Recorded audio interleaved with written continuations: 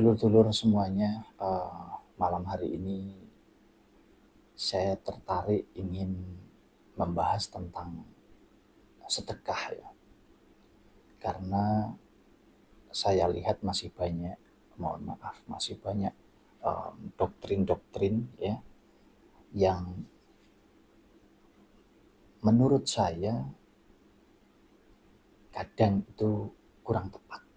Ya, saya tidak mengatakan sepenuhnya bahwa doktrin tentang em, kita harus rajin bersedekah itu adalah salah, tidak, tetapi kadang kurang tepat di dalam menjelaskannya atau menjabarkannya kepada uh, dulur-dulur semua. Karena nanti jatuhnya ketika kita terjebak di dalam memahami sesuatu hal yang kita masih awam, ya, lalu kita akan mohon maaf, kita akan terpengaruh sehingga kita tidak berpikir lagi dengan apa yang kita lakukan. Apakah itu sudah tepat, sudah benar atau tidak. Mohon maaf, kalau kita bicara sedekah memang secara umum, ya sedekah itu baik. Sedekah itu baik di mana kita harus harus berbagi ya, berbagi dengan sesama. Tetapi akan menjadi salah ketika ada doktrin bahwa dengan bersedekah nanti apa yang kita keluarkan itu akan menjadi berlipat-lipat.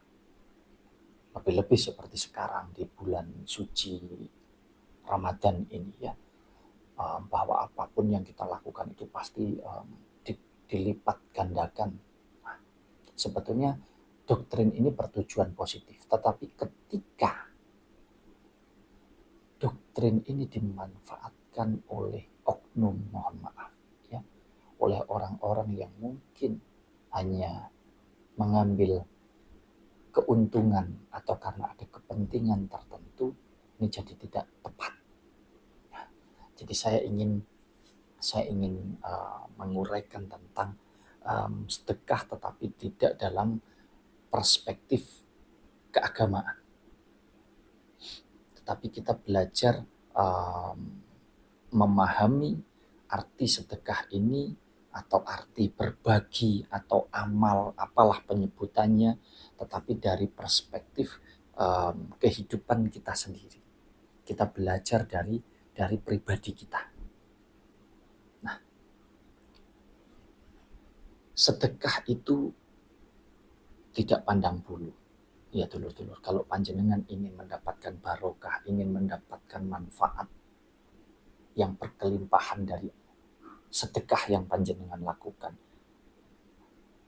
sebelum panjenengan menjalankan sedekah atau melakukan, panjenengan ingin berbagi rezeki dengan sesama, ya. Yang pertama harus dilakukan adalah kesadaran bahwa kita melakukan hal tersebut benar-benar dengan kesadaran diri yang dalam, baik dari pola pikir maupun dari hati kita. Harus seimbang, tidak bisa hanya menggunakan di dalam batinnya saja. Oh kasihan, tidak bisa. Oh saya ingin melakukan ini, saya ingin memberikan terhadap seseorang. Karena apa? Karena kalau saya memberi nanti saya akan mendapatkan yang berlimpah. Jangan. Kita harus menggunakan pola pikir kita juga. Untuk kita sendiri, mohon maaf. Karena ini banyak sekali ya dulur-dulur. Orang yang sedang dalam keadaan susah, karena doktrin harus mensedekahkan semua yang dia miliki, total dia berikan. Entah itu kepada, mohon maaf, kepada yayasan, kepada perorangan, kepada yatim piatu dan lain sebagainya. Dengan iming-iming atau dengan harapan bahwa nantinya dia akan mendapatkan imbalan yang berlipat-lipat.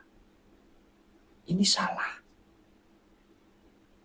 Yang benar bagaimana Mas Wahyu? Ini menurut saya secara pribadi, terlepas nanti cocok atau enggak, sesuai atau enggak dengan pemahaman panjenengan, tentunya setiap orang berbeda-beda ya. Jadi jadikan ini hanya sebuah wawasan saja, lalu kita filter, kita olah di dalam pola pikir kita, apakah ini tepat atau Nah, jadi yang benar itu begini dulu. Untuk kehidupan kita pribadi, ada yang namanya manajemen. Kita harus mengatur, mengelola manajemen kita dengan baik, dengan benar. Sudahkah memang, mohon maaf, kita ini dalam keadaan memang yang sudah benar, yang sudah baik. Biarpun kalau kita bicara tentang kita memberi, itu tidak bisa diukur dari kita harus punya rezeki yang banyak dulu, enggak. Ya bahkan kadang mungkin untuk kita aja hanya ada sedikit, tapi masih bisa kita bagi. Rumusnya adalah kita melakukan hal tersebut atas dasar pertimbangan pola pikir dan hati kita. Sehingga terbentuklah atau terwujudlah yang disebut ikhlas. Bahasa ikhlas sendiri sebetulnya apa? Ikhlas itu berarti kita melakukan dengan sepenuh, baik dari pola pikir maupun dari dalam hati kita. Jadi dua-duanya ini, pikirannya melakukannya dengan senang, hatinya pun melakukan itu dengan senang, atau jiwanya juga senang melakukan itu. Nah, kalau pikirannya senang, hatinya senang, tanpa kita sadari kita sudah membuat senang juga sang pemilik kehidupan ini, yaitu Gusti Allah atau Tuhan yang Maha Kuasa. Kita sudah menyenangkan.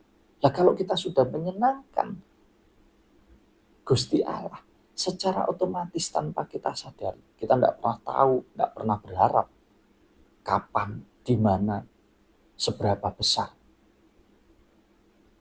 Karena memang sejatinya rezeki itu sudah disediakan, hanya tinggal kapan kita ambil dan kapan datang kepada kita. Jadi jangan sampai kita memaksakan, sudah pas-pasan dimakan saja untuk diri sendiri masih kurang, tetapi kita memaksakan atas dasar, bukan atas dasar keyakinan iman, tetapi atas dasar bahwa kita akan mendapatkan imbal balik. Ini salah kaprah. Karena apa? Kalau kita pelajari hidup ini dengan benar, ya, dulu dengan tepat, memang kita ini harus menjalankan sirkulasi kehidupan ini dengan benar. Seperti halnya hidup kita ini. Darah kita ini terus ngalir.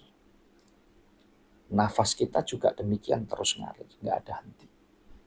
Keluar, masuk lagi, keluar lagi.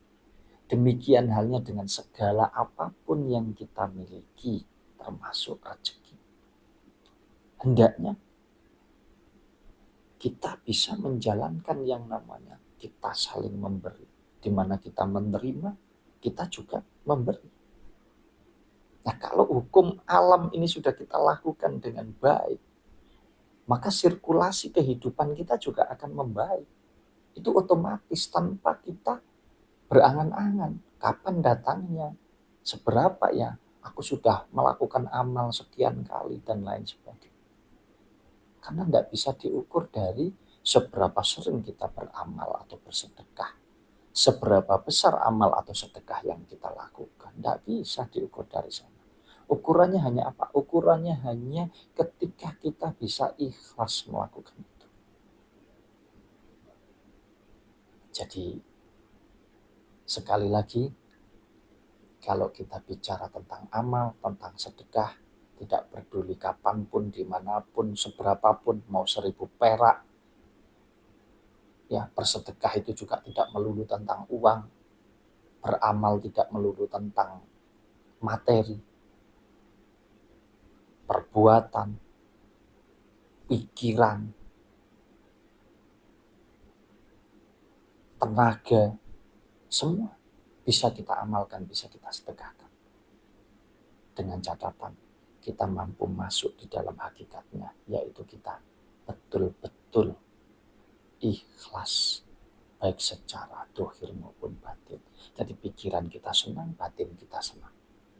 sudah. Setelah melakukan, ya sudah, jangan pernah berpikir apa-apa lagi. Makanya sebelum kita mohon maaf menjalankan ini semua, amal sedekah dalam bentuk apapun, hendaknya kita pahami dulu, kita pelajari hidup kita. Sudahkah kita tenang, baik secara dohir maupun secara batin? Dan ada satu hal lagi yang mungkin perlu diingat. Jangan kita langsung menengoknya terlalu jauh atau melihatnya terlalu jauh tentang siapa yang harus kita bantu, kepada siapa kita harus bersedekah beramal. Tetapi kita tengok di lingkungan kita sendiri. Sudahkah di diri kita sendiri ini sudah mampu? Lalu di keluarga kita, orang-orang terdekat kita. Lalu orang-orang di sekitar kita. Sampai ke masyarakat luas. Karena banyak sekali yang melakukan sedekah atau amal ini hanya karena atas dasar, mohon maaf, untuk gengsi saja. Supaya bisa dianggap baik oleh orang lain, supaya bisa kita ini tadi dipuji oleh orang lain. Tetapi kita tidak sadar keluarga kita sendiri membutuhkan. Oh, kita ingin membelikan orang, membelikan teman, memberi ini. Tetapi orang tua kita, saudara-saudara kita, keluarga kita, apakah sudah cukup, sudah mampu? Kita tidak tahu. Nah, ini yang salah. Ya, jadi mudah-mudahan apa yang saya sampaikan ini bisa menjadi tambahan wawasan buat panjenengan semua, dan mudah-mudahan kita senantiasa bisa menjadi orang-orang yang senantiasa mau memberi, ya, tidak hanya mau menerima saja, supaya sirkulasi ini menjadi lancar, ya, menjadi baik, tidak ubahnya nafas kita ini keluar masuk. Jadi apa yang kita dapatkan juga wajib kita keluarkan dengan berbagai cara. Dengan berbagai cara tentunya, dengan niat dan tujuan yang positif. Terima kasih, mudah-mudahan kita semua bisa menjalankan sedekah amal sesuai dengan porsi kita, sesuai dengan kapasitas kemampuan kita, dan dengan keikhlasan, baik pikiran maupun batin kita. Assalamualaikum warahmatullahi wabarakatuh.